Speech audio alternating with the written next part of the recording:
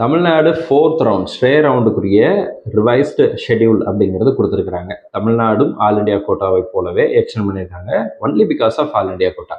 All India quota extend ஆனதுனால நாங்களும் extend பண்ணியிருக்கிறோம் அப்படிங்கிற ஒரு டேட்டை கொடுத்துருக்குறாங்க. 14ஆம் தேதி வரைக்கும், நாளைக்கு மதியானம் 12 மணி வரைக்கும் நமக்கு choice filling and choice locking பண்ணுவதற்கான ஆப்பர்ச்சுனிட்டி அப்படிங்கிறது கொடுக்கப்பட்டிருக்கிறது.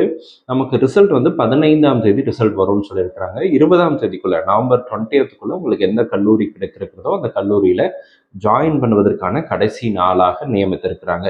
இது revised schedule Tamil Nadu medical selection வெப்சைட்டில், அஃபிஷியல் வெப்சைட்டில் நோட்டிஃபிகேஷனாக கொடுத்துருக்குறாங்க. எம்சிசிக்கு ஒரே ஒரு வேண்டுகோள்னா தமிழ்நாடை பார்த்து கொஞ்சம் கற்றுக்கோங்க அப்படின்னு தான் அவங்க சொல்லணும். பிகாஸ் எந்த நோட்டிஃபிகேஷன் வந்தாலும் எல்லாமே பிடிஎஃப் தான். நாங்கள்லாம் ஸ்க்ராலிங்லாம் எந்த அப்டேட்டும் கொடுக்குறதெல்லாம் கிடையாது எம்சிசி போல்.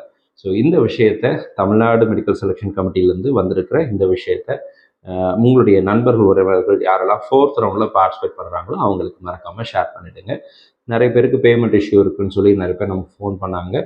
ஸோ இன்னும் ஒரு நாள் எக்ஸ்டெண்ட் ஆகிருக்கு அப்படிங்கிற அந்த டைம் ஃப்ரேமை யூட்டிலைஸ் பண்ணிக்கோங்க.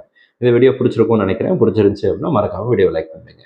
All the very best and thank you so much. நம்ம சேனலில் பார்க்கக்கூடிய மாணவர்கள் மற்றும் பெற்றோர்களுக்கு இந்த 4th ரவுண்டில் இடம் கிடைக்கணும்னு சொல்லி உங்களுக்காக ப்ரே பண்ணிக்கிறேன். Thank you so much.